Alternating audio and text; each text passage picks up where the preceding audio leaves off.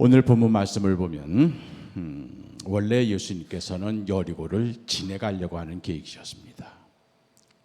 19장 1절 한번 같이 읽어볼까요? 다시 19장 1절. 원래 지나가시더라.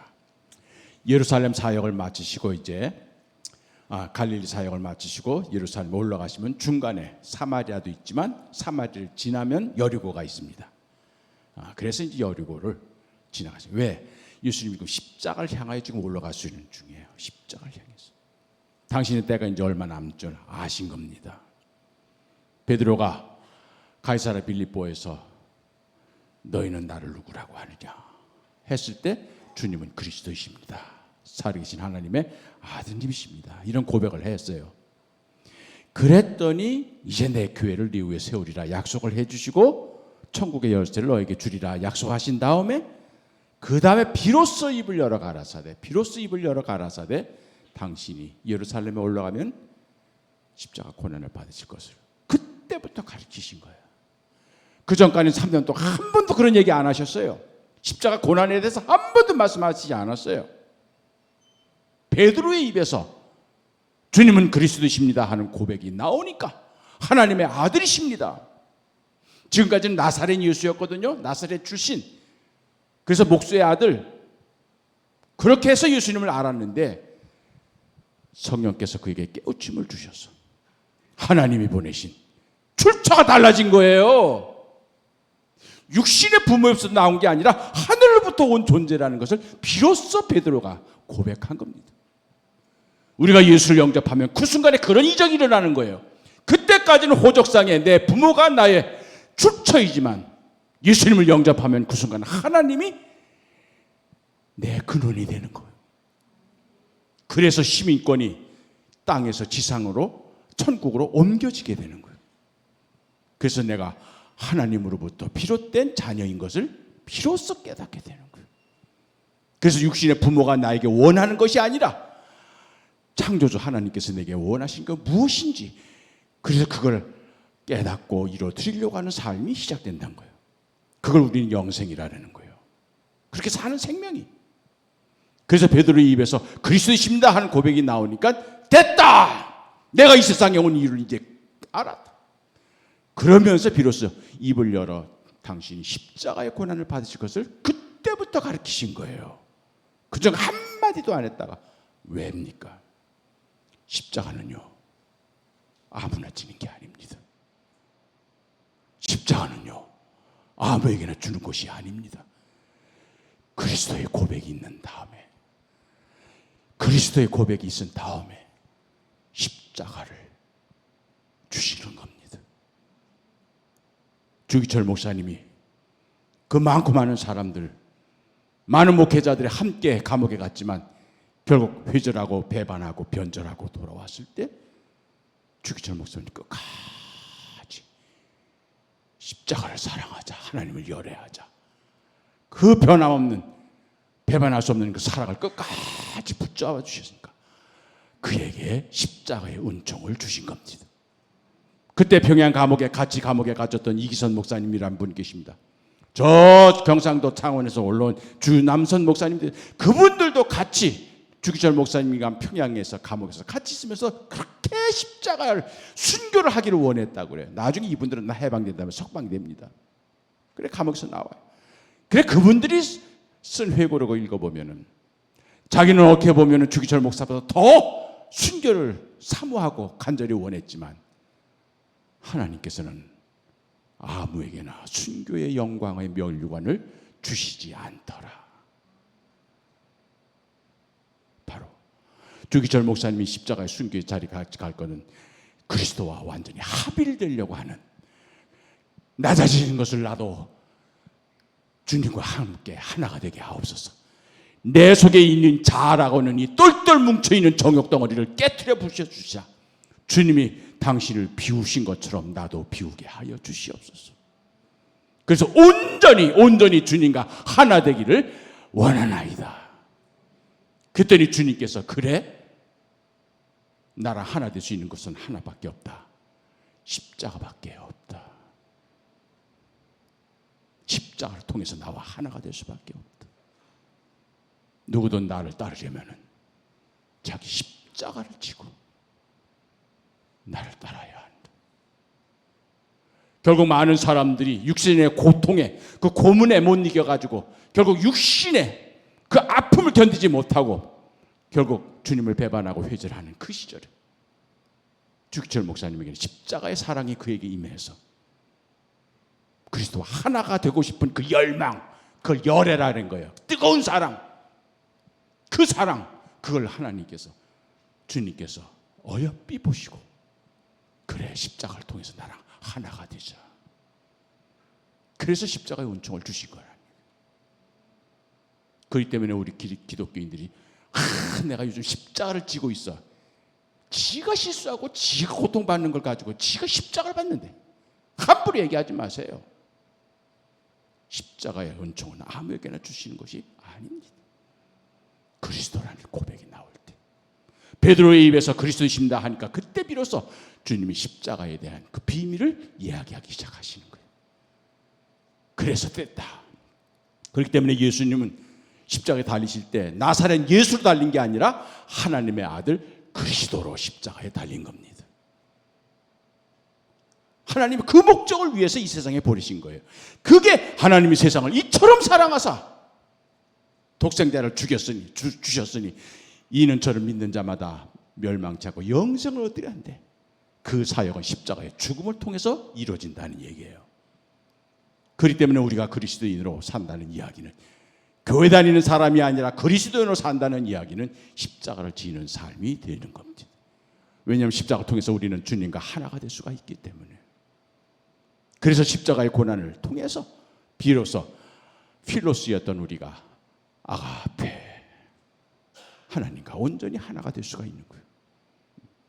그래서 그런 십자가의 고백이 그때부터 나오기 시작하는 거예요. 그러면서 이제 때가 됐다. 저 베드로의 입에서 저 고백이 나왔으면 하나님이 나를 부르실 때가 되었다는 얘기예요. 그래서 아시고 서둘러서 지금 예루살렘으로 올라가시는 중이에요. 서둘러서. 왜냐하면 그 사역을, 그것이 하나님께서 예수님을 이 땅에 보내신 이유고 목적이기 때문에, 그래서 그걸 이루기 위해서 지금 서둘러 가지고 예루살렘에 가시는 중이에요. 그러니까 당연히 여리고는 그냥 통과하는 거야. 그냥 가서 지나가야 돼. 왜? 예루살렘에서 기다리고 있기 때문에. 십자가의 그것이, 그 사역이, 그 사명이 예수님께 있기 때문에. 그래 본래는 지나가려고 하셨던데요. 그러나 결론적으로 하룻밤을 거기서 묵게 되십니다. 여리고에서. 예수님이 계획을 바꾸신 거예요. 그래서 여리고가 유명한 데가 된 거야. 그래서 여리고가, 그래서 성지 순례하는 많은 사람들이, 목회자들이 여리고를 방문하는 이유가 바로 삭개오의 집을 한번 보려고. 물론 여호수아가 무너뜨린 성도 거기 있었지만 그보다 더 유명한 것이 바로 예수님이 하루를 묵으셨던 그 삭개오의 집. 주님의 계획을 바꾼 삭개오 그 한 사람 때문에 여리고가 유명해진 거예요. 자, 19장 2절 시작. 삭개오라 이름하는 자가 있으니 세리장이요 또한 부자라. 그 사람의 직업이 여기서 나와요. 세리장이라 세무서 소장이에요. 거기 지부장 좀 되나 봐. 그리고 부자라, 돈을 많이 가지고 있는 거예요. 그런데 세리요 하는 이 말은 복음서에서는 죄인이요 하는 말과 똑같은 의미야. 로마 사람들 밑에서, 로마 제국 하에서, 식민 통치 하에서 로마 황제에게 바치는 세금을 거두는 사람이기 때문에 민족적으로 싫어하고, 또 이건 로마 화폐를 손을 만져야 되기 때문에 부정한, 그렇게 해서 세리는 항상 죄인과 세리요 같이 묶어. 그래서 성전에 못 들어가요. 이 사람들은 늘 불결한 부정한 사람. 그러니까 이 삭개오는 돈은 많이 벌었는데 직업 때문에 항상 그 마을에서 손가락질 당하는 거예요. 조롱을 당해. 구원받지 못할 사람, 성전에도 못 들어가는 사람, 이런 사람인 거예요. 삭개오가. 왜 이런 표현을 썼을까? 이유가 있습니다. 18장으로 돌아갑니다. 그 앞에, 그 앞장, 누가복음 18장 18절. 왜 또 18 하나 모르겠다. 어쨌든 18장 18절 시작. 어떤 관리가 물어 이르되 선한 선생님이여 내가 무엇을 하여야 영생을 얻을까? 19절 예수께서 이르시되 내가 어찌하여 나를 선하다 일컫느냐 하나님 한 분 외에는 선한 이가 없느니라. 20절 내가 계명을 안 하니 간음하지 말라, 살인하지 말라, 도둑질하지 말라, 거짓 증언하지 말라, 내 부모를 공경하라 하였느니라. 21절 여짜오되 이것은 내가 어려서부터 다 지켰나이다. 예. 이 율법학 이 부자 청년이에요. 이 사람도 관리야, 공무원이야, 관리에다가 부자야, 더군다나 젊은 청년이야. 이 사람은 앞선 삭개오와는 전혀 달라. 삭개오는 죄리의 괴수요 이런 짓이지만 이 사람은 완벽해. 더군다나 율법을 완벽하게 다 지켰어. 어려서부터. 그래서 모태신앙, 어려서부터 교회 다니면서 간음하지 말라, 살인하지 말라, 거짓 증언하지 말라, 내 부모를 공경하라, 모든 율법을 다 지킨 그런 사람이야. 그렇게 윤리적으로 완벽해. 그런데다가 직업도 빵빵해. 근데 돈도 많아. 사익감 영순이지 뭐. 근데 이 사람이 예수님에게 온 거야. 와가지고 물어요. 내가 무엇을 하여야 영생을 얻으리까? 율법학자가 예수님에 와서 물어도 똑같은 질문을 이 사람도 하고 있는 거예요. 내가 무엇을 하여야 영생을 얻으리까? 그럼 이 청년은 지금 영생을 얻은 상황이야? 못 얻은 상황이야? 못 얻은 상황이야. 율법학자는 똑같아. 율법학자는 얼마나 성경을 많이 아는지 몰라. 빠삭해. 모든 것에 통달해 있어. 그래서 모든 사람들이 우러러봐 존경해. 그런데도 영생 확신이 없는 거예요. 구원받았는지, 내가 천국 갈지 안 갈지. 그래서 예수님에게 와가지고 내가 무엇을 하여 영생을 얻으리까 물었던 거예요. 이 청년도 마찬가지야. 주변에서 얼마나 칭송이, 와 하나님이 얼마나 축복해 주셨으면 저 사람 저렇게 부자가 됐을까? 하나님이 얼마나 은혜를 베풀어 주시면 저 사람 저렇게 그냥 승승장구 해가지고 승진하고 말이야. 그렇게 해가지고 우러러 보는데 정작 자기 내적 구원의 확신이 없는 거예요. 영생의 확신이 없는 거예요. 잘 될 때는 감사하고 원하는 대로 됐을 때는 기뻐하지만 그러지 않을 때는 불평하고 원망하고 짜증을 낸다는 얘기예요. 그래서 영생 밖에 있는 거예요. 그러니까 이 사람이 예수님에게 와가지고, 예수님 전공 과목이 뭐라고? 영생과야. 예수님 전공과가 영생과야. 그래서 예수님께 물은 거예요. 내가 무엇을 하여야 영생을 얻으리까? 그랬더니 율법 쫙 하는, 그거 다 지켰나이다. 다 지켰어요. 그런데도 영생의 구원의 확신이 없는 거예요. 왜 그랬을까?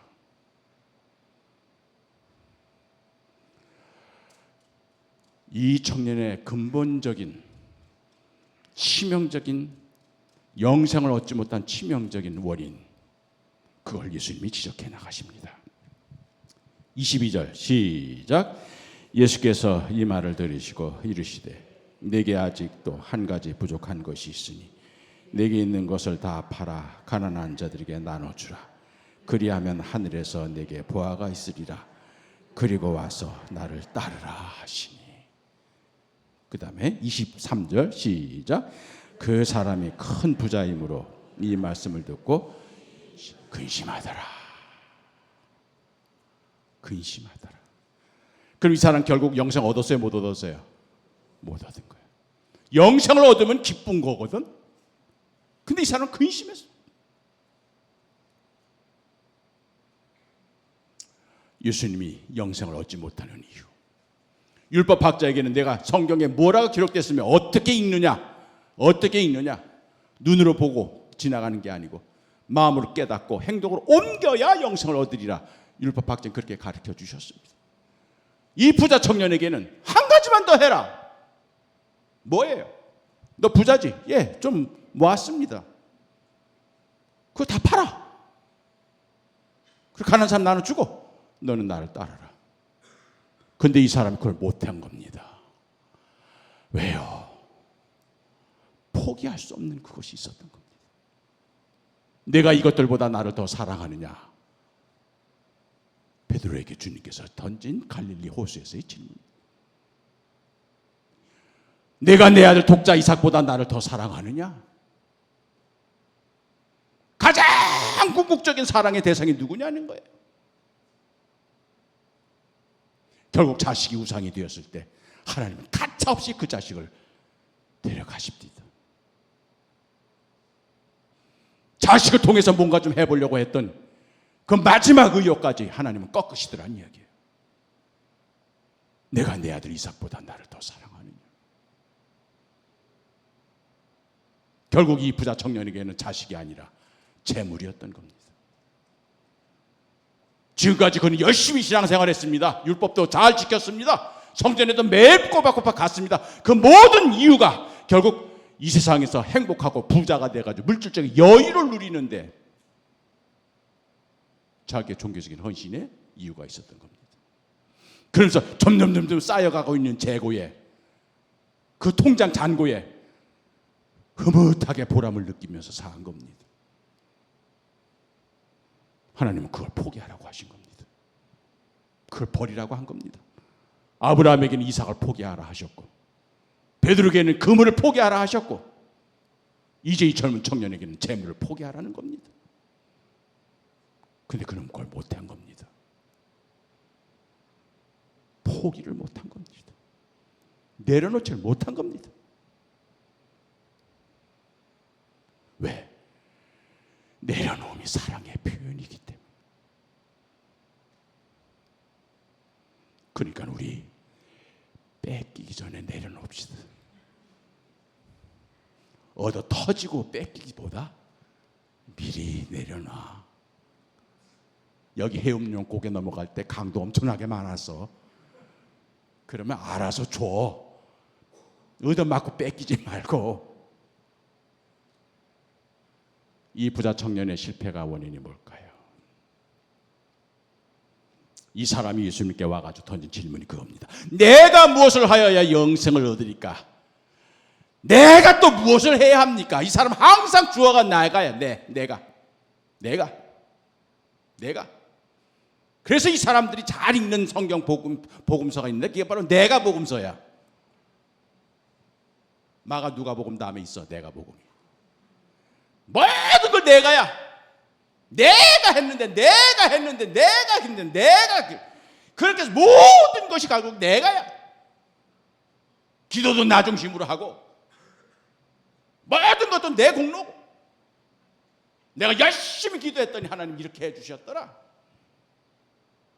내가 노력했더니 이렇게 됐더라. 그걸 꼭 내가, 그 주어가 바로 나였기 때문에 그걸 포기할 수가 없었던 겁니다. 너는 나를 따라라, 이게요. 너는 나를 따라라. 그때부터 주어가 바뀌는 거예요. 오전의 삶은 내가 판단하고 내가 선택하고 내가 결정하지만 오후에는 남이 너를 띠띠우고 너를 끌고 다니리라.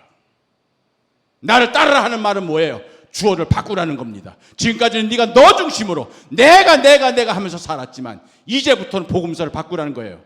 내가 복음서 다음에 있는 게 주가 복음서야. 주가 하셨습니다. 주님께서 하셨습니다. 내가 기도했더니 이렇게 복받았다 그러면 안 돼. 주님께서 나로 하여금 기도하게 하셨더니, 기도하게 하신 분도 주님이시야. 간구하게 하신 분도 주님이시여. 그래서 모든 것이 주님으로부터 비롯되었다고. 결국 이 부자 청년의 실패는 내가라고 하는 구두, 거기서 벗어나지 못해. 뭐든지 다 자기가 해야 돼. 내가. 우리 주님께서 그에게 요구하신 것은 이제는 내 인생의 삶의 주어를 바꿔라. 주님이 시키시면, 주님이 하라 하시면, 주님이 원하시면. 결국 했어요, 못했어요? 못했습니다. 그래서 근심하면서 떠나가게 된 거예요. 그랬더니 24절 시작. 예수께서 그를 보시고 이르시되 재물이 있는 자는 하나님의 나라에 들어가기가 얼마나 어려운지. 25.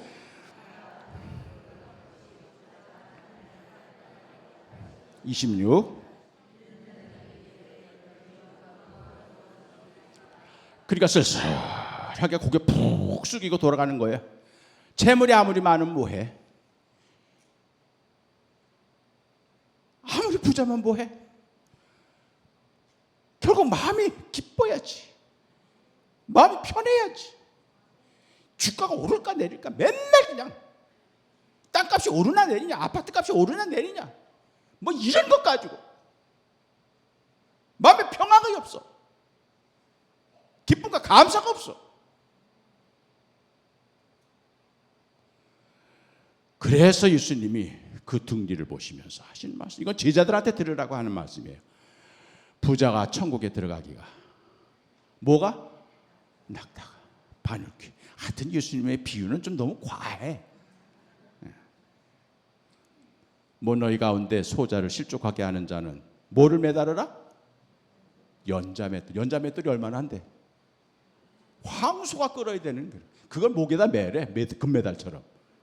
그리고 바다에 가서 빠지래. 하여튼 예수님의 좀 과장법이 좀 심해요. 이럴 때.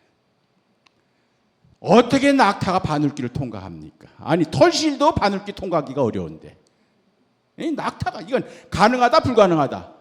불가능하다. 그러니까 제자들이 바로 이어서 26절 시작. 듣는 자들이 이르되 그런 중 누가 구원을 얻을 수 있나이까? 27절 이르시되 무릇 사람은 할 수 없는 것을 하나님은 하실 수 있느니라. 그래요. 그러니까 제자들이 그럼 부자는 천국에 한 명도 못 들어가겠네요. 재물이 있으면은 천국에는 애시도 않죠. 불가능하겠네요. 이런 거예요. 낙타가 바늘길 통과하는 게 어려운 것처럼. 그랬더니 예수님께서 유명한 말씀하신 거예요. 무릇 사람은 할 수 없으나 하나님은 하실 수 있느니라. Impossible for man. 사람이 하려면은 안 되지만 but possible in God. 하나님께서 하시려면 된다.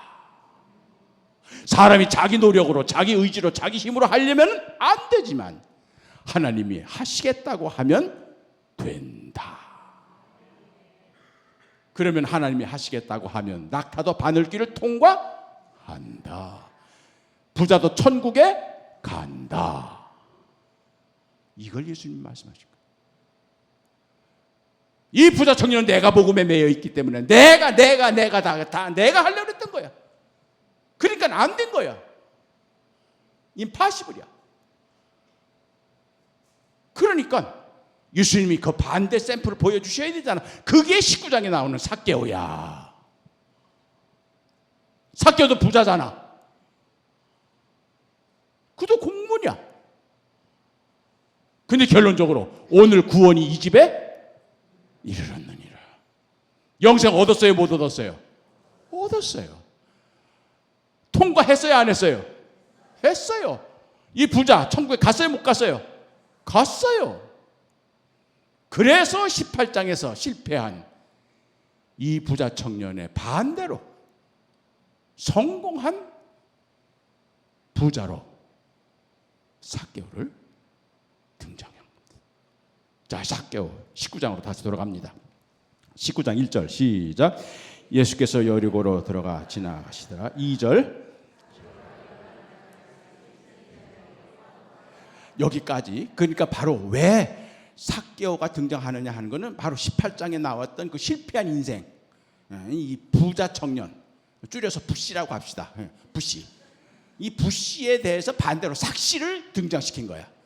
그래서 부씨는 안 되지만 삭씨는 됐다는 거야. 그럼 이 삭씨는 어떻게 해서 됐느냐? 그거가 이제 3절부터 나옵니다. 3절 시작. 그가 예수께서 어떤 사람인가 하여 보고자 하되 키가 작고 사람이 많아 할 수 없어. 4절 앞으로 달려가서 보기 위하여 돌 무화과 나무에 올라가니 이는 예수께서 그리로 지나가시게 되밀어라.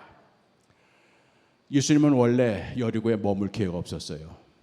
거기 삭개오 사는지 안 사는지도 모르셔. 삭개오도 예수님 만난 적도 없어. 예수님을 보려고 했던 원래 계획도 없어. 그런데 삭개오가 자기 사무실에서 돈 세고 있는데 월말 결산 보고해야 되거든. 그런데 웅성웅성 그러는 거야, 밖에. 그래서 왜 그런가 했더니 예수님이 지나간다는 거야. 예수님이 지나간다는 얘기를 듣고 보고 싶어. 보고 싶어. 마음에 보고 싶은 마음이 생긴 거요.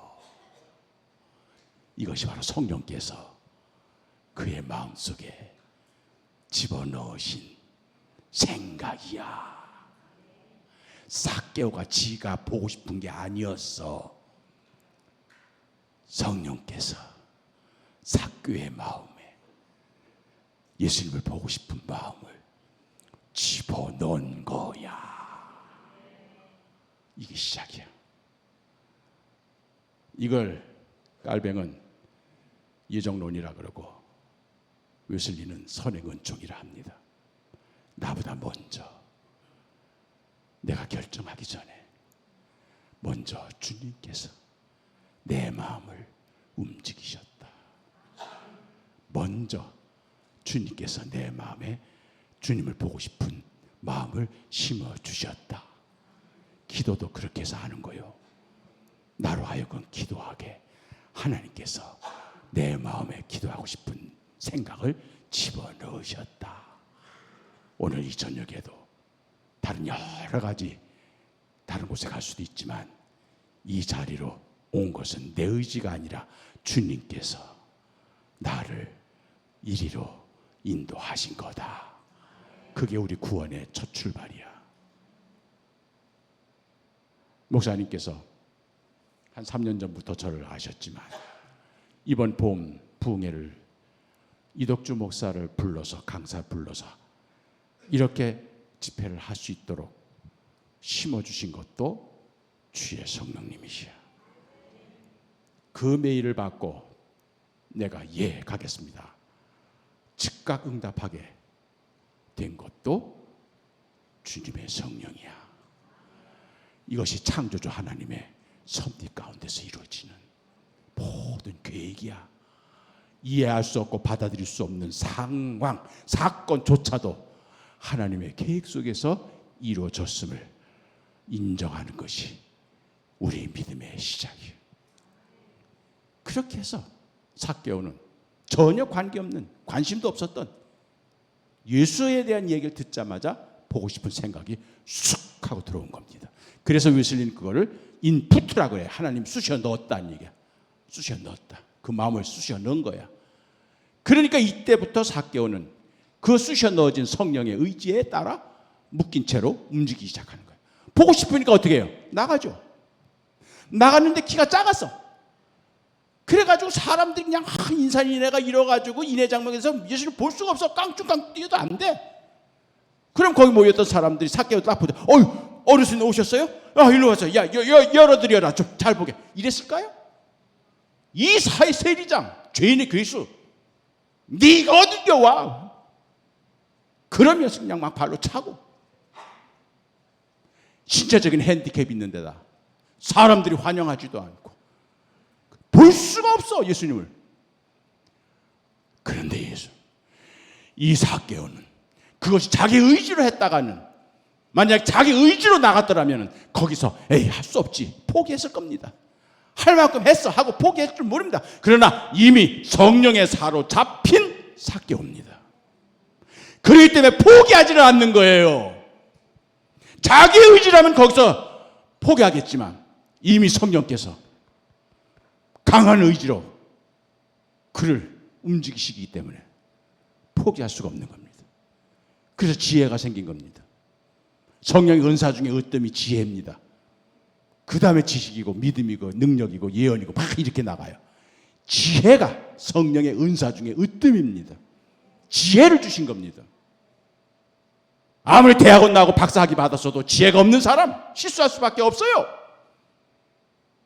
저희 어머님 초등학교도 안 나오셨지만 평생 실수하는 걸 내가 보지 못한 것은, 목사님도 어려운 문제가 되면 우리 어머님한테 기도해달라고 부탁하는 모습을 보면서 결국 우리 어머님이 결국 성령께서 주신 그 지혜로 35세 홀로 못해서 가족, 이 자녀들을 키우려니 얼마나 힘드셨겠습니까? 그런 과정에서도 헤쳐나갈 수 있었던 것은 지식이 아니라 지혜였던 겁니다. 성령께서 그런 지혜를 주신 겁니다. 그래서 주님이 지나가시는 길 딱 여기 여리고를 통과하려니까 그래서 돌무화과나무에 올라갑니다. 이건 뭡니까? 어린애들은 무화과나무에 올라가 놀아요. 그러나 성인 남자가 올라간다는 얘기는 체면 다 포기한 겁니다. 그게 왜 가능합니까? 성령께서 잡아주셨기 때문에. 자기 의지로 하려면 체면 생각합니다. 그렇게 해서 그런 거 못해요. 그렇게 해서 나무 위에 올라가서 주님이 지나가시기를 기다리는 겁니다. 그럼 올라간 삭개오가 야, 나 보이냐? 얘들아, 오늘 잘 보이냐? 뭐 이랬을까요? 가급적이면 나무 사이에 숨어서. 왜? 동네 사람들이 손가락질 하니까. 그래서 숨어서 단지 예수님이 어떤 분인가 한번 보려고.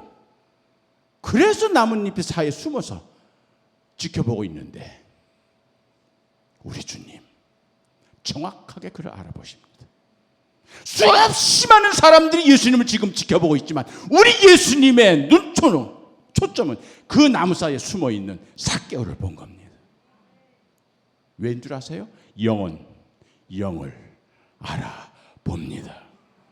예수님에게 있는 성령께서 삭개오가 있는 성령을 알아보신 겁니다. 그래서 영과 영이 마주치는 스파크가 거기서 일어난 겁니다.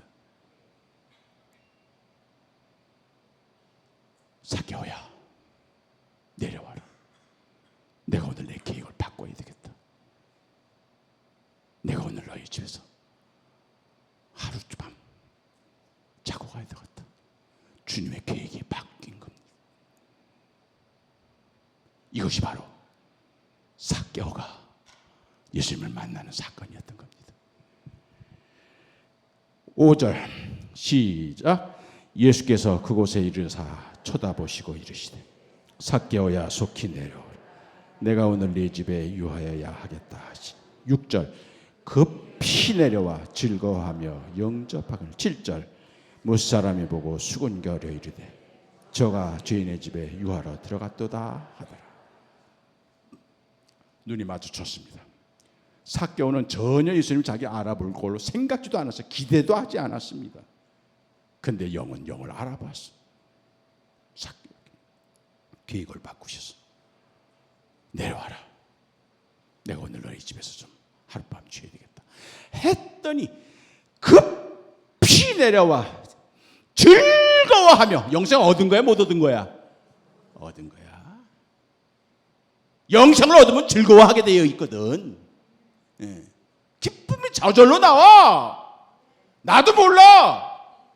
분명히 짜증이 나고 분명히 불평해야 할 상황인데도 이상하게 마음이 기쁜 걸 어떻게 해? 내가 하는 게 아니거든. 내 안에 계신 주님께서 그렇게 만들어 가시는 걸 어떻게 해? 그래야 기쁜 거야. 그래서 기뻐하며 즐거워하며 예수님을 자기 집에 영접한 거야. 그런데 그 주변에 있는 모든 사람들은 이거를 영적으로 전혀 해석할 능력이 없어.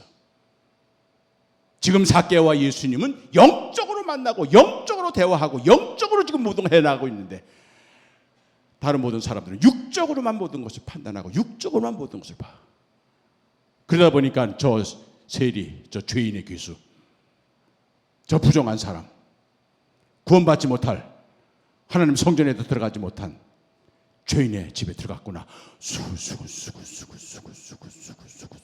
이게 구원받지 못한 사람들의 주특기요. 그래서 구역에 모여서도 수군. 무슨 여전도의 모임을 모아서도 수군. 그래서 그 사람들은 뒷담화에 은혜를 많이 받아. 그냥 수군. 그래 없는 사람 집에 씹어가면서 잘근잘근 씹어가면서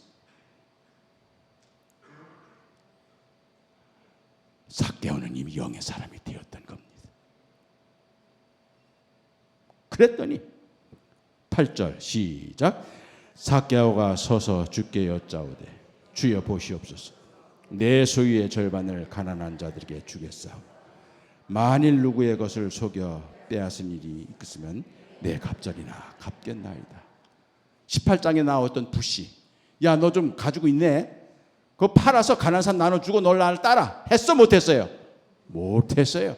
그런데 이 삭개오는 시키지도 않았는데, 주님이 먼저 요구도 안 했는데, 아니 제자 중에 한 사람이 들어오면서 어우 좀 사네, 좀 뚝 뛰어가지고 좀 가난한 사람 나눠주지, 누구 하나 그렇게 힌트도 안 줬는데 어쩌면 이렇게 주님이 원하시는 것을 정확하게, 주님이 바라시는 걸 이렇게 정확하게, 내 가진 것의 반을 팔아 가난한 사람 나눠주고 나머지 반으로 내가 그동안 조롱과 무시를 당하면서 돈 버는 데만 집중하다 보니까 남의 거 등치고 사기치고 횡령하고 그렇게 해서 내가 나쁜 짓을 좀 했는데 그거 내 갑절 다 갚는 데 쓰고 양심껏 살겠습니다. 주님이 요구도 안 했는데 주님이 바라시는 그 답을 한 거예요. 부씨가 못한 거를 삭신은 한 겁니다. 사람은 할 수 없으나 하나님은 하실 수 있느니라. 왜가 아니었을까? 동일한 성령이 지금 예수님과 삭개오의 마음속에 있기 때문에 예수님의 마음을 이룰 수 있는 이 삭개오의 성령의 가르침이 있었던 겁니다. 주님 만난 적도 없어요. 전혀 일명식도 없는 주님이지만 결국 이미 보고 싶은 마음이 생기는 순간부터 이미 성령의 포로가 된 이 삭개오는 성령의 이끌림을 받아 나무에 올라갔고 주님을 영접했고 그리고 주님이 바라시는, 바로 바라시는 그 고백을 하게 된 겁니다. 그랬더니 9절 시작. 예수께서 이르시되 오늘 구원이 이 집에 이르렀으니 이 사람들로 아버지의 자손이니. 20절 인자가 온 곳은 잃어버린 자를 찾아 구원하려 함이라. 이것이 바로 회개예요. 잃어버린 자를 찾아. 짐 다갔던 둘째 아들, 잃어버렸던 한 마리 양, 잃어버렸던 은전 드라크마, 이걸 되찾는 게 회개야. 그렇기 때문에 회개한 한 사람이 회개하는 것이 천국에서는 가장 큰 기쁨이 되는 거예요. 하나님께 돌아온 겁니다. 삐딱했던 하말의 티아가 이제는 메타노이야, 바로 정자세로. 결국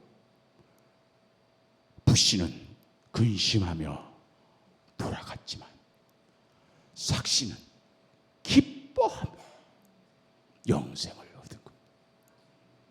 자, 그런데 8절 시작. 삭개오가 서서 주께 여짜오되. 왜 이런 대목이 나올까요? 그러니까 이런 신앙 고백이에요. 내 가진 것의 반을 팔아 내가 가난한 사람 나눠주고 그 다음에 이후로 내 삶은 양심껏 내가 살겠습니다. 남 속이지 않고 횡령치지 않고 도둑질하지 않고 정직하게 한번 살아보겠습니다. 이렇게 말하는 거를 서서 여짜오되 이러는 거예요. 서서 여짜오되. 섰다는 걸 강조해요. 복음서는. 왜 그랬을까요? 우리 동양의 문화를 보면은 의자 문화가 없던 시절에 앉는 사람과 서는 사람이 딱 구별이 됩니다. 이게 집회를 하다 보면 조금 이거 한국 교회가 좀 개선해야 될 점이 있어. 이 70 먹은 노인 목사를 데려다가 1시간 동안 그냥 계속 서가지고 이렇게 하게 하고 주들은 편안한 의자에 앉아가지고 적당하게 잠자가면서. 동양 문화에서는 주인은 앉고 하인은 섭니다. 나사로의 집에서, 죽었다 살아난 나사로의 집에서 잔치를 벌릴 때 예수님은 나사로와 함께 앉은 자 중에 있고, 낮 동안에 열심히 일한 하인이 집에 돌아오니까 쉬라 하지 않고 너는 부엌에 가서 바로 음식 준비해라. 내가 배고프다. 그래서 상을 차려놓으니까 앉아 쉬라 한마디 하지 않고 내가 먹는 동안, 식사를 끝내는 동안 너는 서서 나를 서빙해라. 그렇게 해서 선자와 앉은 자가 확 구별이 되는 거예요. 자, 그러면 삭개오가 서서 여짜오되, 섰다는 얘기. 그 집에 문패 주인이 누구로 돼 있어요? 삭개오. 그 집에 등기가 누구 이름으로 돼 있어요? 삭개오. 그 집의 주인이 지금까지 누구였어요? 삭개오였어요. 그럼 삭개오는 앉아야 돼. 근데 삭개오가 섰다는 얘기는 나는 주인이 아니라 종입니다.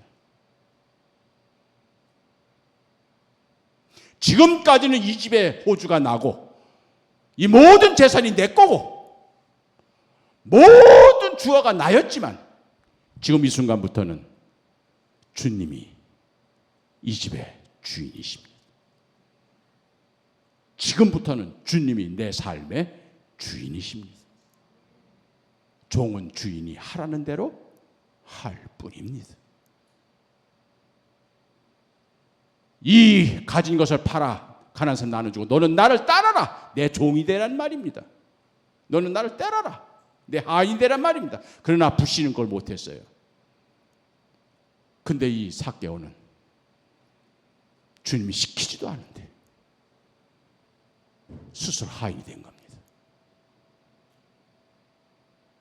이후로 내 삶의 주어는 내가 아니라 주님이십니다. 주님이 결정하시면 나는 따릅니다. 주님이 하라시면 저는 합니다. 이제 내 삶의 모든 패턴이 이제는 바뀌어졌습니다. 이것이 바로 서서 여짜오되예요. 그러니 내가 무엇을 하여야 영생을 얻으리까 하면서 호기차게 주님에게 찾아왔던 이 부자 청년은 실패한 것을 이제 삭개오는 수월하게 한 겁니다. 믿음은요, 수월하게 되는 겁니다. 믿음은요, 그냥 되려고 그러면요, 술술술술 풀려요. 오늘도 제 아내 차를 빌려 타고 왔는데 저기 승호안까지는 가는 데마다 빨간불이야. 그냥 빨간불. 그래 꺾었더니 그 다음에 여기까지는 그냥 파란불이야. 그래서 집에서 출발할 때 거기까지가 30분이 걸렸는데 승호안에서 여기까지는 10분밖에 안 걸렸어. 내가 주어가 되었을 때는 우리 삶에 브레이크가 많이 걸려. 빨간불. 근데 주님을 내 마음에 모신 후에는 파란불만 나타나는 거예요. 그냥 솔솔솔솔 풀려. 어쩌면 그렇게 일이 잘 되는지 몰라. 너무너무 행복해. 순탄해. 주어를 바꿨을 때, 내가가 아니라 주가로 바뀌었을 때 우리 삶의 모든 과정이 주님께서 인도하시는 대로 하다 보니까 술술술술술 풀리게 되더라. 이게 영생 얻은 자의 행복이요. 이렇게 살기를 바라신다는 거예요. 우리가 여러분들의 자녀들이 그렇게 술술술술 풀리길 바래. 이삭은요, 모리아 산에서 아버지한테 끌려갔다가 죽을 뻔하고 엄청 충격을 받았습니다. 이삭이. 그 다음부터는 이삭이요, 22장에 창세기 22장에 그 사건이 나오는데 23장에는 어머니가 죽어요. 사라가 죽어요. 그래서 어머니 장례를 치러요.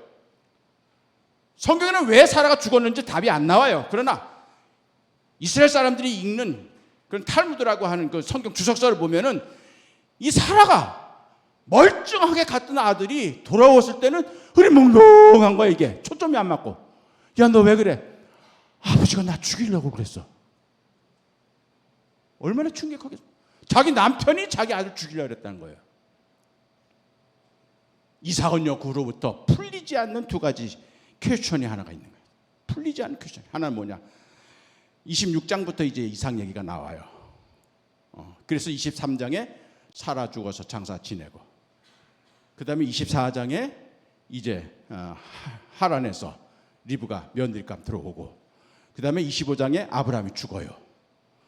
그때 그때까지 모리산 사건이 있은 다음부터 이삭과 아브라함이 같이 등장을 안 해요. 이삭은 브엘라엘로이, 저 하갈, 자기 이복 형이 사는 그 남쪽으로 도망가요.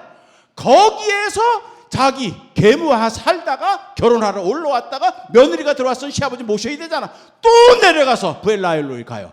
그리고 아버지 죽었다는 소식을 듣고 이스마엘하고 올라와서 장례를 치릅니다. 왜 그런 줄 아세요? 모리아산 사건이 너무 큰 거예요. 이게 설마 했다가 그냥 진짜 당했잖아요. 시퍼는 칼날로 내려쳐 죽이는 거. 이삭은 그걸 이해 못하는 겁니다. 남도 아니고 나게 아버지가 나를 죽이려고 해. 도저히 이건. 그래서 그때부터 아버지를 기피한 거예요. 그래서 아브라함의 말년은 외로웠습니다. 진짜 외로웠어요. 홀로. 그러니까 그 아들한테 그걸 설명을 할 수가 없죠. 자기가 왜 모리아산에서 그렇게 죽이려고 했던 걸 말해봤자 아들이 그걸 믿겠어요? 그래서 결국 아브라함은 쓸쓸하고 외로운 말년을 지납니다.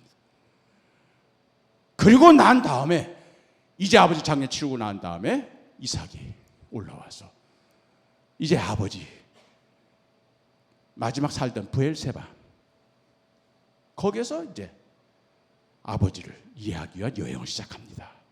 그래서 그랄 골짜기 자기가 태어난 데예요. 이삭이 태어난 동네야.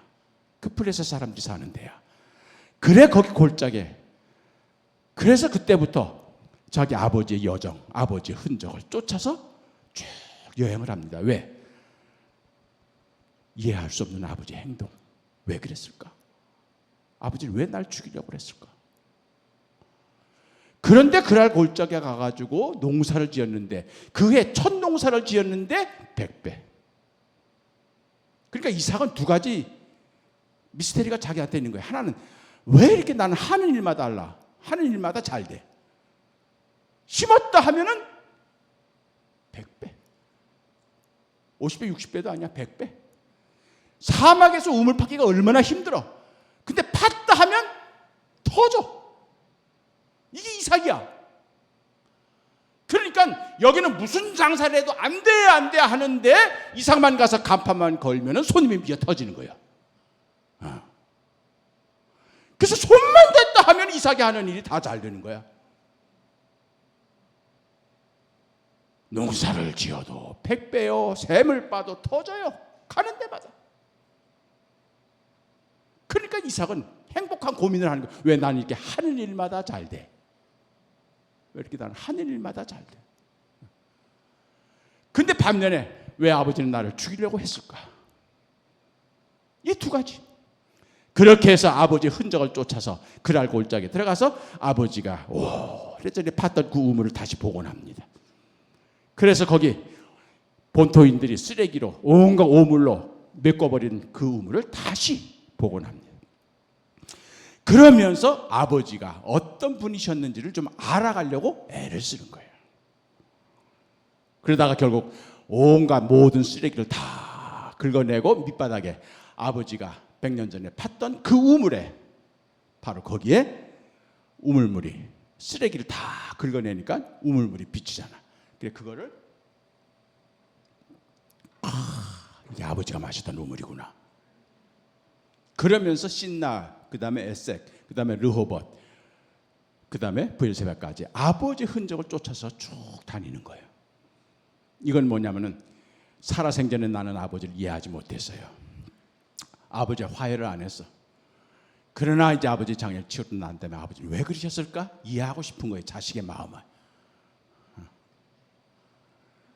그래서 아버지 흔적을 쫓아서 가다 보니까 거기서 아브라함이 그 땅에 처음 들어와서 본토인들한테 당했던 그 모든 고난, 모든 곤욕 다 알게 되는 거예요. 아버지 진짜 외로웠겠다. 아버지 진짜 힘들었겠다. 아버지 진짜 어려웠겠다. 그걸 어떻게 견뎌냈을꼬?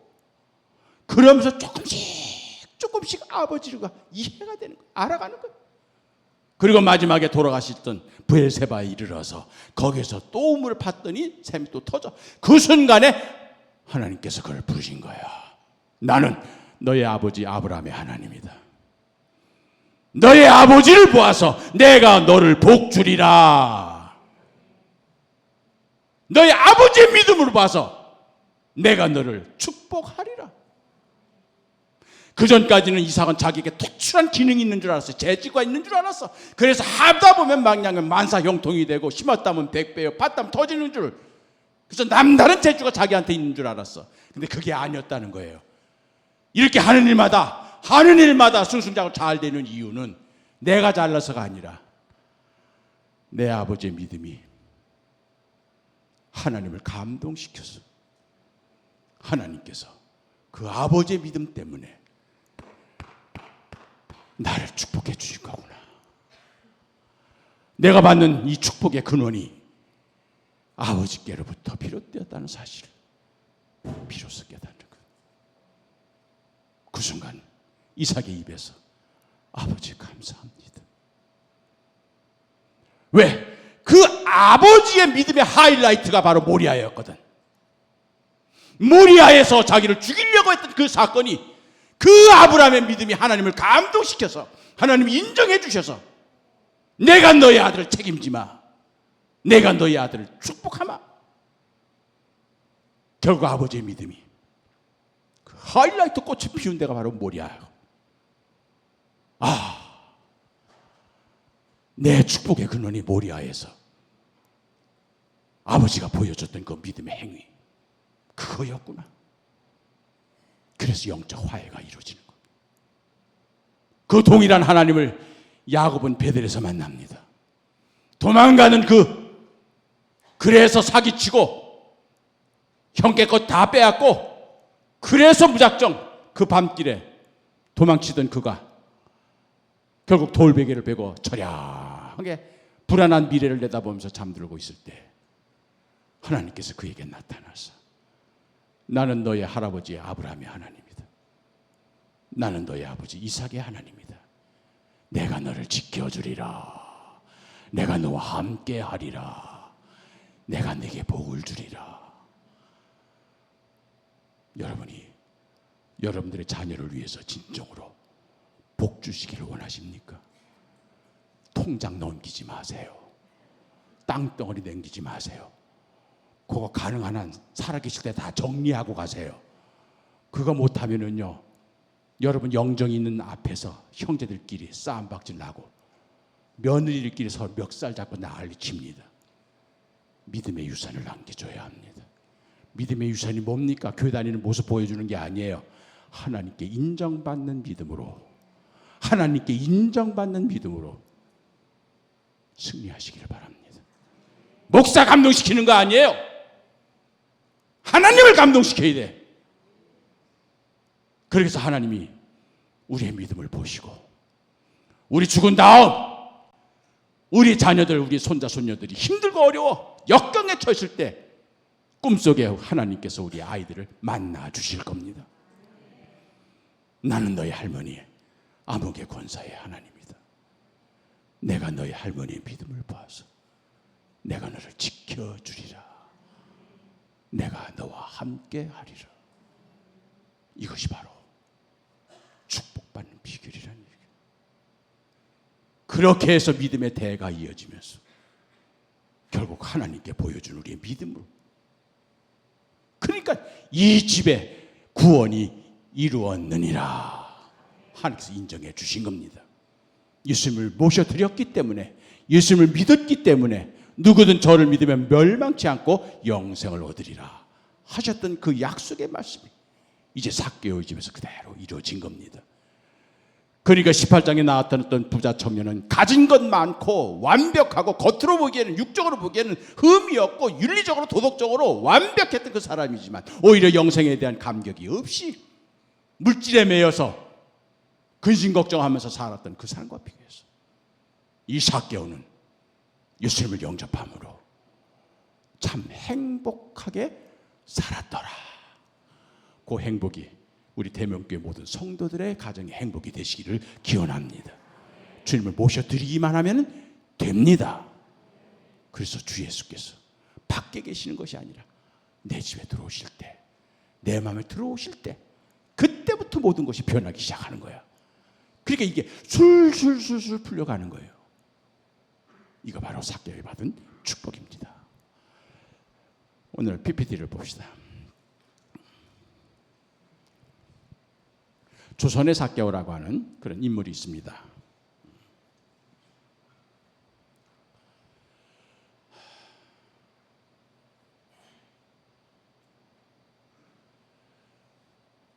우리 한국 교회를 한국 교회사를 얘기할 때 한국에 기독교 복음이 들어왔을 때 많은 제가 일본이나 미국에 있는 학자들이랑 특히 교회 사가들이랑 이렇게 세미나를 하다 보면 또 던지는 질문이 그거예요.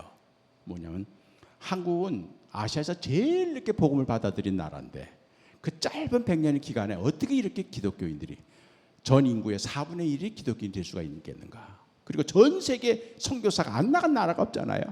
그러니까 인구 비율로 보면은 미국보다 더 1위에 우리가 얼마나 많은 선교사들이 가서 활동하는지 몰라요. 그것도 다 힘들고 어려운데.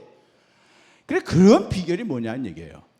인도는 100년 앞서서, 중국은 50년 앞서서, 일본은 30년 앞서서 기독교를 받아들였는데도 일본은 아직도 1%도 안 돼요. 전 인구의 기독교가. 그런데 어떻게 한국은 그렇게 됐냐? 이렇게 할 때 제가 이 PPT를 좀 보여주면서 제가 강의를 합니다. 농사가 잘 되면 세 가지가 잘 돼야 된다. 첫째는 뭐냐? 씨앗이 좋아야 되고, 둘째는 땅이 좋아야 되고, 셋째는 농부가 좋아야 된다. 근데 우리 한국 교회는 세 가지를 골고루 그래서 좋은 토양에 좋은 복음의 씨앗이 헌신과 희생의 선교사들이, 목회자들이 한국에서 사역했기 때문에 우리 한국교회는 부흥할 수밖에 없었다. 그래서 이삭이 100배 결실을 얻듯이 한국교회가 그런 축복을 받았다. 이렇게 얘기를 해요. 보통 다른 나라는요, 외국 군함이나 무역선이나 이런 외국의 힘을 가지고 밀어붙이는 그러한 서구 열강국들의 그런 침략적인, 그런 식민적인 그런 과정에서 기독교 선교사들이 들어가서 복음을 전해요. 근데 우리나라는 전혀 그렇지 않습니다. 대원군이 철저하게 그걸 막아줬어요. 그래서 대원군이 얼마나 세국 정책을 많이 썼는지 몰라요. 그렇게 해서 우리나라는 선교사가 먼저 들어오지 않아요. 외국인이 먼저 들어오질 않아요. 말씀이 먼저 들어오는 교회가 됩니다. 그래서 1870년대 후반부터 저 만주 심양이라고 하는 곳, 거기서 스코틀랜드 로스 선교사님이 조선 상인들을 만나서 조선 상인들에게 조선말을 배우고 그리고 조선말로 성경을 번역하는 그 일을 시작합니다.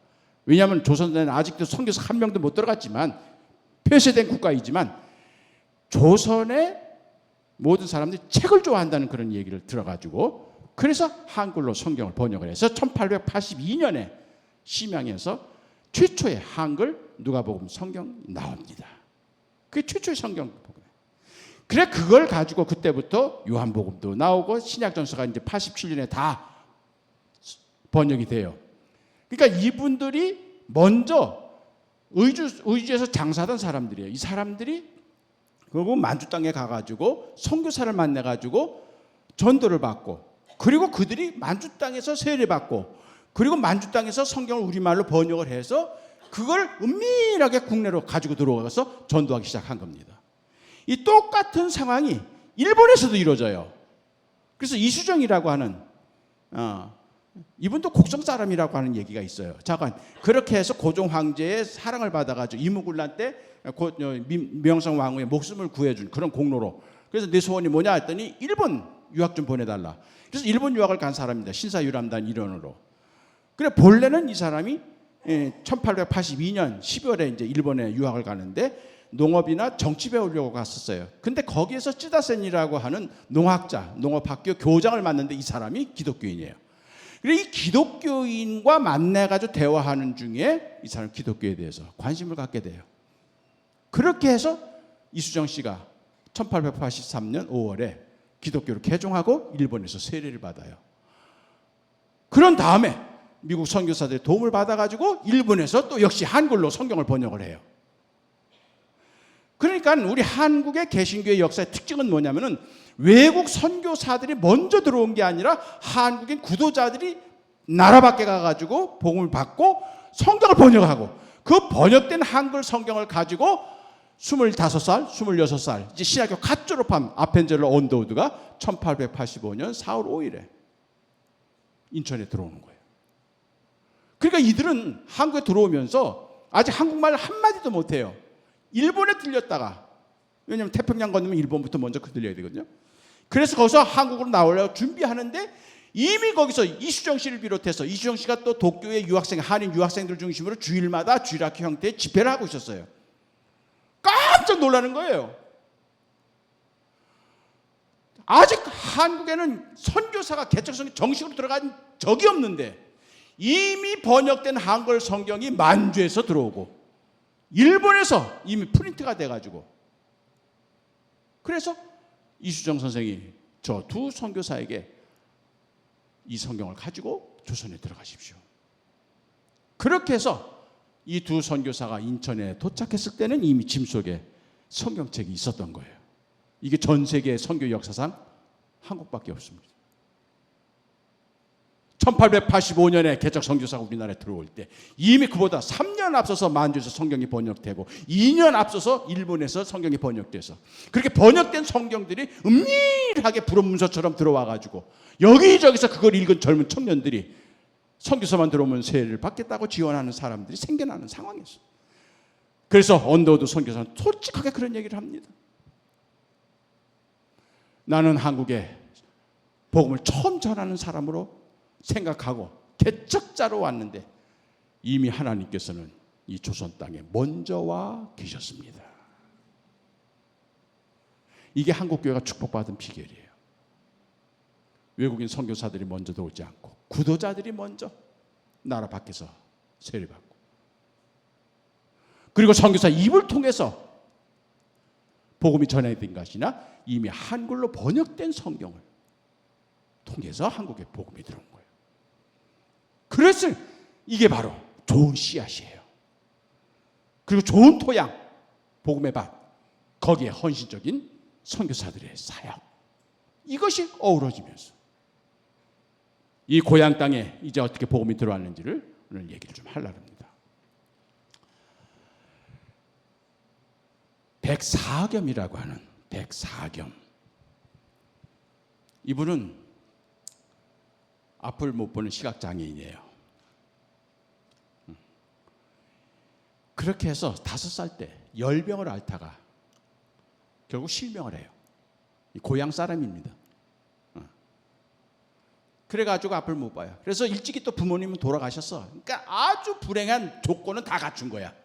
부모님 다 돌아가셔서 고아야. 5살 때 앞을 못 보게 됐어. 7살 위에 형이 하나 있었어. 형 손 붙잡고 구걸하면서 살기 시작한 거야. 그러다가 이 형이 어디 집에 머슴으로 들어가게 된 거예요. 그러니까 머슴살이 하려니까 앞 못 보는 이 동생이 주인집에서 좋아하겠어요? 그래서 이 동생을 결국 이 아이를 어떻게 할까 고민하다가, 시각장애인, 앞을 못 보는 시각장애인이 옛날에 할 수 있던 직업은 2가지 중에 하나입니다. 하나는 안마, 하나는 점쟁이. 점술가들이 앞을 못 보는 분들이 많았어요. 그래서 용하다고 하는 점쟁이한테 자기 동생을 맡깁니다. 10살 때. 그래가지고 이 아이에게 점치는 법을 좀 가르쳐 주십시오. 그러면 이 아이가 나중에 자라서 자기 밥벌이는 하니까, 앞가림을 하니까. 그렇게 해서 그때부터 점치는 법을 배워요. 그러니까 귀신 내려서 하는 그 점 말고 막 이렇게 대나무 산통을 훅 해다가 탁 뽑아가지고 쫙 해. 그러니까 이거는 눈치껏 해야 이거는 밥벌이 되는 거예요. 그래서 상대방의 약점을 잡아가지고 그렇게 해서 그때부터 이제 점쟁이가 돼가지고 스승보다도 더 뛰어난 점쟁이가 돼요. 머리가 영민하거든. 한번 들으면 잊어버리질 않아. 그렇게 해가지고 유명한 점쟁이 돼가지고 개성, 평양까지 진출해서 큰 부자가 돼가지고 고향에 돌아옵니다. 그래서 고향에 돌아올 때는 나이 한 30이 넘어가 돌아오는데, 그때는 이 고향 땅에서 제일 큰 부자가 된 거예요. 엄청나게 점쳐가지고 돈 벌어가지고. 그렇게 해가지고 고향에서 제일 큰 기와집을 짓습니다. 그 기와집이 있던 데가 어디냐면은 바로 이 벽제관 그 공원 위쪽에 그 화장실이 있는 데 있지.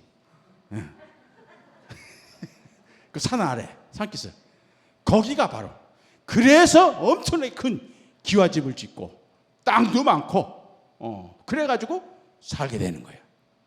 그래가지고 한 나이 40쯤 되다 보니까 결혼도 됐어요. 결혼해가지고 얼마나 자식들을 많이 낳는지 몰라. 이렇게 많이 낳았어. 뭐 눈에 뵈는 게 없으니까 밤낮이 뭐가 있어. 뭐 계속 낳는 거지 뭐.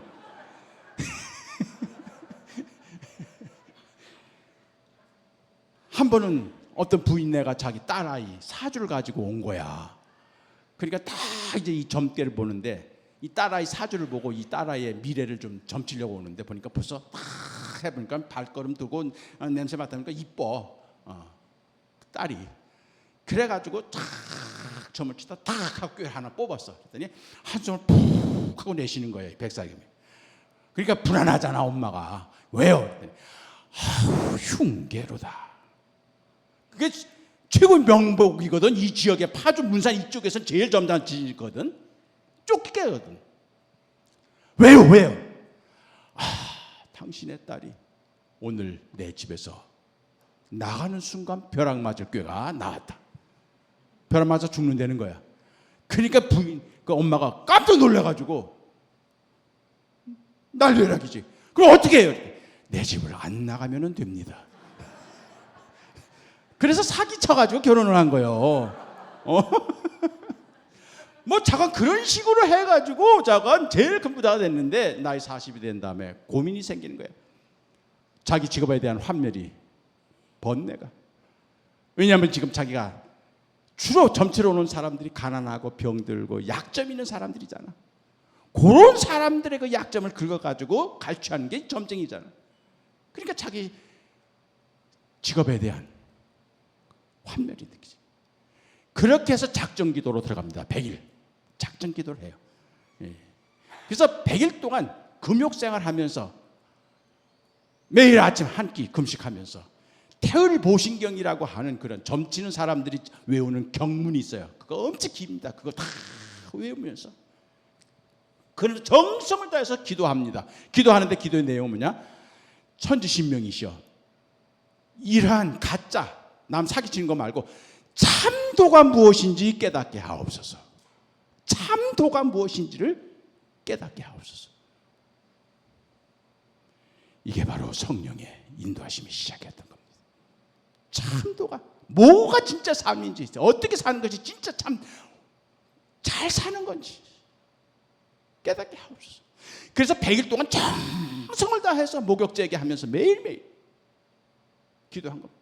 그래서 100일 기도가 딱 끝나는 날 드디어 이제 100일 기도를 마친 거예요. 얼마나 오늘 100일 기도 마쳤으니 얼마나 이제 더 귀인이 나타나서 내가 이제 뭔가 좀 큰 깨달음 얻으리라 했는데 문이 삐까닥하고 열리는 거야. 아니나 달라 대문이 삐까닥하고 열리는 거야. 그러니까는 누구시오? 저 서울에서 하디 선교사가 보낸 김재현이라고 하는 권서 매서인이 성경 파는 사람이야. 전도자야. 그 사람이 삐까닥하고 들어온 거야. 그래서 예수 믿으시오 이런 거야. 백사겸은 눈이 보이지는 않지만 들어서 알거든. 지금 우리 야소교라는 게 우리나라에 들어와 가지고 지금 조상도 섬기지도 않고 임금도 없고 뭐 그냥 해가지고 그냥 서양 오랑캐 종교고 나라 팔아먹는 종교 온갖 부정적인 나쁜 소식만 지금 듣고 있었거든. 해필이면 그 종교에 야소교에 전도자가 들어온 거야. 기분이 팍 상한 거지. 지금 자기는 100일 기도하면서 뭔가 하늘에 엄청난 계시를 받을까 생각을 했는데 재수없게 예수교 전도사가 들어오니까 그러니까는 여기가 어딘 줄 알고 들어오느냐. 여기가 점치는 사람 집이라고 막 야단을 치면서 호통을 치면서 막 지팽이를 막 쫓아내는 거예요. 그랬더니 이 김재현 전도사가 쫓겨가면서 인가기도라고 하는 손바닥만한 전도 책자가 있어요. 인가기도 가족을 이끌어서 주님께로 나아간다는 그런 내용이 조그만 옛날 조그만 춘향전이나 옥루몽전 그런 얘기책 형태야. 그거를 백사겸 손에 쥐어주면서 이거나 읽으시오 하고 간 거야. 맹인이 그걸 어떻게 읽어? 잠깐 그러고 닿더니 이 순간에 백사겸 씨가 나중에 회고록 쓰니 뭐라 하냐면 그 순간 그 책이 내 손에 닿는 순간 독한 버러지가 내 손에 떨어지는 것 같았다. 전율을 느꼈다. 전율을 느꼈다. 이게 성령의 역사입니다. 그래서 자기는 확 뿌리쳤다는 거예요. 땅바닥에다. 소금 뿌려라. 재수함 붙었다. 지금까지 100일 기도한 게 헛거가야 된 거예요. 그래가지고 결국 김재현 전도사는 쫓겨났습니다. 그런데요, 그때부터 이상하게 점이 안 돼. 점괘가 오질 않아. 사람들이 오긴 오는데 100일 기도했다니까 얼마나 또 용하다 해가지고 오겠어. 근데 암만 흔들어도 이게 점괘가 안 나오는 거야. 점이 안 돼. 이러면 사업하다가 안 된 게 많지. 아무리 했어도 안 돼. 그래가지고 사흘 동안을 고민하는 겁니다. 점이 안 돼. 야, 이거 100일 기도 헛됐나 보다. 저 재수 없는 저 야석교 전도자가 와가지고. 그래가지고 시름시름 하는데 사흘째 되는 날 잠을 자고 있는데 꿈속에 이 점으로 올라가면 이제 도교가 꼭지예요. 도교, 도사. 중국의 귀인 최고의 도사가 쫙 흰 두루마기를 입고 나타나는 거야. 수염이 길고. 왜냐하면 맹인도 꿈속에서는 보거든. 그래서 쫙 나타나는데 그 도사는 죽으로 대나무로 만든 산통이 아니라 은으로 만든 최고급 명품 그 산통을 탁 쥐고 있는 거야. 은으로 만든 거. 그걸 탁 그러면서 백사님께 나타나는 거야. 그러니까 백사님이 자기 얼마나 높은 스승이야. 그러니까는 와 하고 있는데 그 도사가 은산통으로 은으로 만든 산통을 백사님께 팍 품에 던져주면서 의의 산통을 받아라. 그랬대. 의의 산통을 받아라. 그래가지고 그걸 엄격결에 꿈에서 받고 잠에서 깬 거야. 그 다음에는 잠이 안 와. 확 하고 깬 다음에 잠이 안 와. 그래가지고 뒤지덕 도대체 이 꿈이 뭔가. 의의 산통을 받아는 게 도대체 뭔가. 그랬는데 저 안방에서 도란도란 소리가 들리더래. 그 소리가 뭔가 했더니 자기 아내는 양반 출신입니다. 그래서 글을 읽을 줄 알아요. 그래가지고 자기 아내가 친정아버지가 왔어요. 그날 친정아버지 긴 동짓달 긴 밤에 옛날에는 그런 예기책을 많이 읽어줬잖아. 오경낭자전, 춘향전, 옥루몽전 이런 거. 그래가지고 그 김재현 전도사가 손에 쥐었다가 땅바닥에 뿌리쳐진 그 책을 부인이 주순 거예요. 다 한글로 돼 있어. 그래 그거를 자기 친정아버지한테 읽어주는 거야. 그래서 그 소리에 끌려가지고 백사겸이 더듬더듬 거려서 안방 문지방에서 그걸 같이 듣는 거예요. 인가기도 내용 뻔해. 한 집안의 가장이 노름하고 술 먹고 도박하고 그냥 뭐 막 온갖 짓을 하다가 결국 폐가 망신이 돼서 자식들도 다 노비로 팔고 그래가지고 완전히 풍지박살됐다가 어떻게 전도를 받고 예수님을 믿은 다음에 새 사람이 돼가지고 모두 회복하고 그 다음에 하나님 축복을 받았더라. 뻔하지. 이런 얘기야. 그 얘기가 그 책의 주 내용이야. 그래 그거를 자기 부인이 친정아버지한테 얘기해 주는 걸 문 밖에서 그걸 다 듣고 있는 거야. 그런데 거기에 그 바로 책의 주인공인 그 집의 가장이 협잡을 하고 사기를 치고 가정을 풍지박산하고 이런 얘기를 쫙 한 그 얘기를 듣다가 갑자기 울컥하면서 문을 확 열어제끼면 여보 그게 의의 산통이요 이런 거야. 그게 바로 의의 산통이요.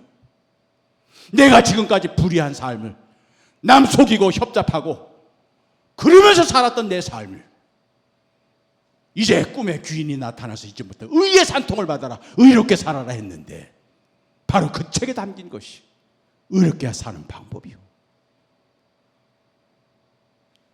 이것이 성령을 받은 그래서 예수를 영접하게 된 거예요. 그래서 이튿날 날이 밝자마자 쫓겨갔던 김지현을 다시 불러와요.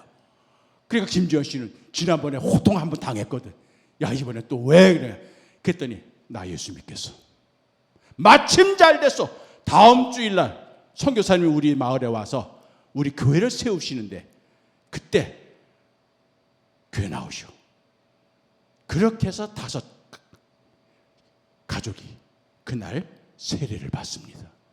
1897년. 그렇게 해서 그 점치던 그가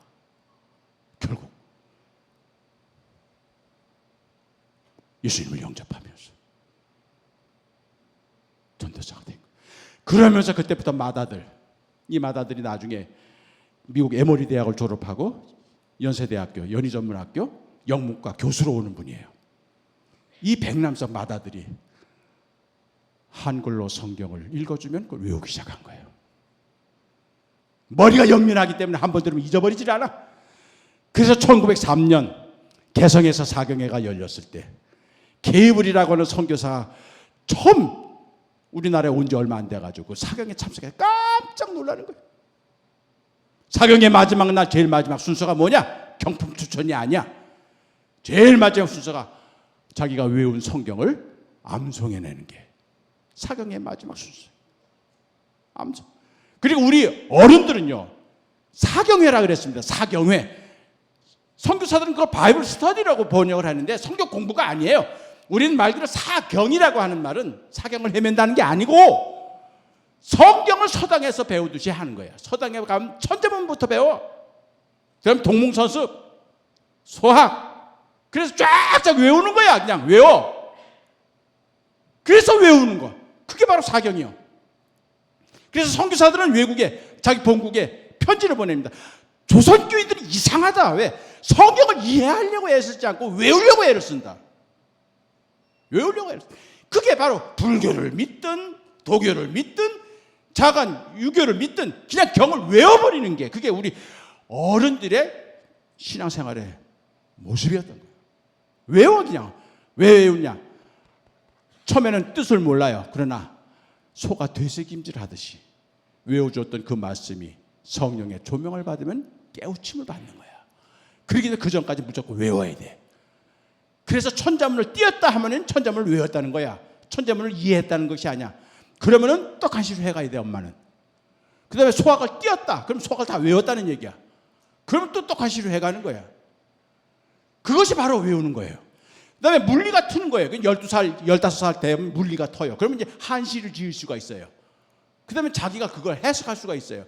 그러니까 물리가 트기 전까지는 그냥 외워버리는 거야. 이게 우리 조상들이 성경을 배우는 방법이었어요. 그렇기 때문에 초창기는 그냥 외우는 거야. 그래서 1903년에 개성에서 사경회가 열렸는데 케이블이라는 선교사가 보고서를 쓰기를 어떤 노인네는 일어나가지고 히브리서 11장을 외우고 요한복음 15장부터 7장까지 외우고 마태복음 5장부터 8장까지 외우고 고린도서 13장을 외우고 쫙 했는데 제일 중요한 게 제일 마지막으로 앞 못 보는 시각장애인이 나와서 마태, 마가, 누가, 요한, 사도행전, 로마서까지 외우는 걸 내가 봤습니다. 그게 바로 백사김이에요. 앞을 보지 못하는 이 맹인이 아들이 읽어주는 성경을 읽고. 그래서 한국인들은요 암송에 특별한 재능이 있어요. 그래서 우리는 수학을 잘해. 그냥 외우는 걸 잘해. 전 세계에 성경 암송대회가 있는 나라는 우리나라밖에 없어. 전 세계에 여름 수련해가지고 학생들이 성경 구절 못 외웠다고 밥 안 주는 나라도 우리나라밖에 없어. 그냥 무조건 외우는 거 그냥 막 외워버려. 그래서 외워버린 그 말씀이 속에 있다가 성령의 조명을 받으면 깨달은 거. 그래서 그렇게 사경회 때마다 쫙 외우는 거. 이게 바로 우리 조상들이 믿음을 갖게 된 그 연유라는 거예요. 그 백사겸 선생이 나중에는 신약 전체를 외웁니다. 구약까지 외운 사람 못 봤어요. 한국인들은 독특하게 그게 있어요. 지금은 10년 전에 돌아가셨습니다만 저 여수의 애양원에 한센병 환자들 수용소죠. 그 양재평 장로님이라는 분이 계셨는데 제가 신학생들 데리고 가서 엄청나게 큰 충격을 받았습니다. 이 양재평 장로님은 19살 때 한양대학 공과대학 다니다가 그 병에 들렸어요. 그래서 집에서 쫓겨났어요. 그래서 애양원에 들어가서 거기서 한센병 치료를 받은 거예요. 그 다음에 집으로 못 들어옵니다. 그래서 거기서 신앙생활을 하는 거예요. 나중에 장로까지 된 겁니다. 그 처음에는 눈이 멀쩡했는데 이게 병이 후유증으로 나이 40이 돼가지고 시력을 잃어버린 거예요. 너무나도 이분이 양재평 장로님이 하나님 이럴 수는 없습니다. 내가 이 병에 걸려서 19살 때 집에서 쫓겨나서 여기 와서 치료받고 신앙생활 잘하면서 지금 열심히 나름대로 잘 살고 있는데 왜 눈까지 가져가십니까? 이러는 거예요. 그랬더니 하나님 그러시더래. 귀하고 입은 남겨놨다잉. 이걸 가지고 뭐합니까? 듣고 외워. 그래서 이때부터 이분이 트랜지스터 라디오를 가지고 성경 테이프를 가지고 다른 사람들이 들판으로 일하러 나갈 때 이분 예배당 가가지고 하루 6시간씩 이분이 신약 성경 전체를 외우는 분이에요. 매주 목요일이 되면 그 애양원에 성도들이 모여서 성경 암송하는 걸 제가 우리 신학생들 데리고 갔을 때 이분은 까만 안경 쓰고 얼굴이 얼마나 맑은지 몰라 가만히 앉아 계십니다. 하나님께서 지으신 모든 것, 이제 다른 사람들이 자기가 외운 걸 발표하는 거예요. 하나님께서 지으신 모든 것이 선함으로가 아니라 선함입니다. 이렇게 교정을 해줘. 그러면서 이 양재병장은 우리 신학생들한테 하는 말이, 처음에는 내가 이 병에 걸리고 내 눈이 멀었을 때 얼마나 원망하고 얼마나 짜증나는지 모르지만 결국 하나님께서는 내 눈을 멀게 하신 다음 하늘나라를 보게 하셨습니다. 내 마음속에는 성경만 가득 차 있었어. 텔레비전으로 뭘 하는지, 신문에 뭐가 실리는지 그건 하나도 모르지만 내 속에 말씀으로 가득 채우셨어. 나는 성경 말씀으로만 삽니다. 여러분들은 죽어서 천국 가겠지만 나는 살아서 천국을 살고 있습니다. 얼마나 성자 같은 분인지 몰랐어. 그래서 백사겸 선생이 그래서 선교사들한테 미국까지 유명할 정도로. 그래서 이분이 결국 성경을 읽다 보니 마태복음에 그리고 누가복음 쫙 읽고 나왔는데 바로 누가복음 바로 19장에 삭개오 얘기를 읽은 거예요. 그러면서 자기의 가진 것을 팔아 가난한 사람 나눠주고 그리고 횡령하지 않고 양심적으로 살겠다는 욕을 해요. 그리고 나니까는 지금까지 자기가 이 고향에서는 제일 큰 부자인데 이게 다 횡령한 거야. 부정적으로 불의한 걸 방법으로. 그런 걸 다 처분합니다. 다 처분해요. 실질적으로. 그렇게 해서 그거를 돈으로 엄청나게 보재기를 쌓아놓고 이걸 어떻게 처분할까 고민하고 있는데 그날 밤에 강도가 들었어요. 강도 딱 들어와 보니까 아내는 이불 쓰고 숨었고 아무 뽀는 맹인 하나가 이렇게 멀뚱멀뚱 있으니까 달랑 들고 갔지 뭐. 그래 간 다음에 아내가 여보 이거 강도가 가져갔어 했더니 신고도 안 하고 찾지도 않고 불의한 재물 불의한 방법으로 하나님이 걷어가셨구려. 그리고 그 집을 팔아 이 고향에서 가장 가난하게 사는 친구한테 그걸 줍니다. 그리고 전도자로 나서요. 두씩 짝을 지어서. 그때 이제 아내한테 사실 내가 사기쳐서 당신을 내 아내로 사귀자. 그러니 이제 당신도 당신 길을 가려면 가시오. 가기는 어딜 가. 그래서 두 부부가 전도인이 돼가지고 고향을 떠나서 장단, 고랑포, 개성 그래서 한 20개 교회를 개척합니다. 가는 데마다 얼마나 얘기거리가 많아 이 사람이. 그 자기가 천하에 없는 명복이라고 점잘치는 사람이 유명했거든. 그런 사람이 예수 믿어가지고 새 사람 됐다 하니까는 사람들이 막 몰려오는 거야. 그렇게 해서 백사겸 선생은 선교사들을 감동할 만한 그런 전도사로 납니다. 저분이 하다 보면 회심 행도가라고 이게 86절이 하다. 그러니까 옛날에 그 태율보신경 그거 외울 듯이 그걸 저렇게 해가지고 앞을 못 보시는 분이니까 시간 개념이 뭐 없어 이 양반은. 그냥 어떨 때는 2시간 3시간이야. 그냥 하다 보면 노래도 하다가 웃기기도 하다가 뭐 자기 경험이 얼마나 많겠어. 그래서 사람들 저 해심 행도가라는 게 저게 전곡은 지금 밝혀지지 않고 있습니다. 뼈는 썩어 흙이 되고 살은 썩어 물이 되어 시내 강수 살썩은 물 합수되어 흘러가네. 영웅호걸 그 얼마냐 인생 욕심 가련타 아침 이슬 안개보다 정수 있을 욕심 위해 죄를 짓고 영고 말고 우리 인생 영생 위해 죽고 다시 부활하신 예수 앞에 영생하라 뭐 이런 거야. 그러니까 이분이 바로 자기의 경험, 자기가 회개하고 어떤 삶을 살았는지. 이 고향이 죽은 사람들의 땅이잖아. 영웅혹을 난리쳤던 사람들이 다 지금 땅속에 묻혀 있잖아. 그 시체 썩은 물이 고향천으로 해서 한강으로 흘러가는 거예요. 그러니까 이 세상에 물질 좀 가졌다고 뭐 좀 여유 있게 내가 그거 자랑할 거 하나 없다. 결국 우리의 참된 행복은 예수 믿고 영생을 얻는 것이다. 그렇게 해서 이분이 전도사로 끝까지 했던 겁니다.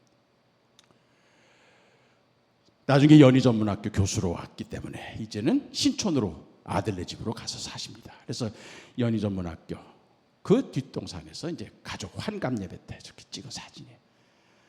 100배의 결실어서 줄기차게 나가지고 그 아들 백난석 교수는 시인이기도 합니다. 우리가 잘 아는 가을바람. 여러분 다 배웠죠? 가을 시작. 가을이라 가을바람 솔솔 불어오니 푸르니 분 붉은 치마 갈아입고서 남쪽 나라 찾아가는 제비 불러보아 봄이 오면 다시 오라 부탁하노나 가을이라 가을바람 다시 불어오니 밭에 익은 곡식들은 금빛 같구나.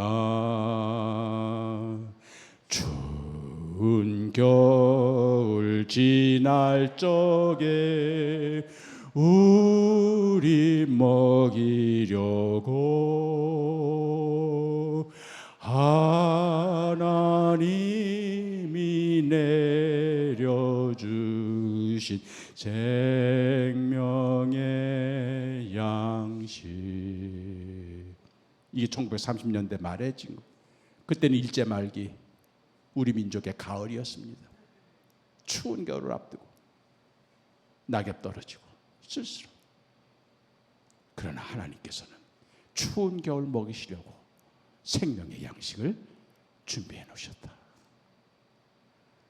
그래서 아무래도 그 시절에 우리 어린아이들에게 소망을 심어주는, 그렇게 해서 이 고향 땅에 첫 번째 교회가 세워졌고 거기 백사겸이라고 하는. 그래서 여러분 언제 한번 벽제관 공원터에 가서 그 화장실 앞에서 백사겸 선생 생각하며 이 노래 좀 함께 부르시기를 바랍니다. 그만할게요.